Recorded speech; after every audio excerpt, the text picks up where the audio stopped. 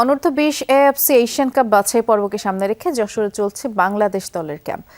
আর জাতীয় দলের পথ অনুসরণ করে যুব দলেও বাড়ছে প্রবাসী ও বংশোদ্ভূত ফুটবলারদের উপস্থিতি। যে বহরের সবশেষ সংযোজনের নাম অ্যাডাম আব্বাস। ম্যানচেস্টার ইউনাইটেড একাডেমির সাবেক এই ফরওয়ার্ডের উপস্থিতি শক্তি বাড়িয়েছে লাল সবুজ শিবিরে।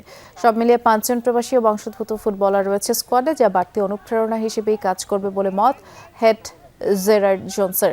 31 আগস্ট থেকে শুরু হওয়া এই বাছাই পর্বে বি গ্রুপে বাংলাদেশ ছাড়াও আছে স্বাগতিক Uzbekistan, Syria, Bharat.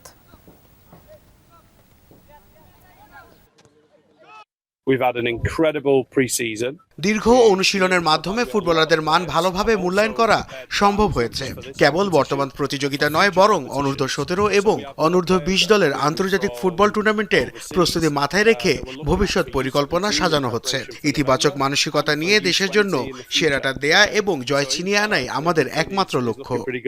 Right now, the squad. Obviously, I know they had a team Bangladesh. I know about Hamza. Hamza Chowdhury আমাকে অনুপ্রাণিত করেছে। লাল সবুজের জার্সি গায়ে চাপিয়ে মাঠে নামার অপেক্ষায় আছি আমি। কোচিং স্টাফরা আমাদের জন্য কঠোর পরিশ্রম করছেন।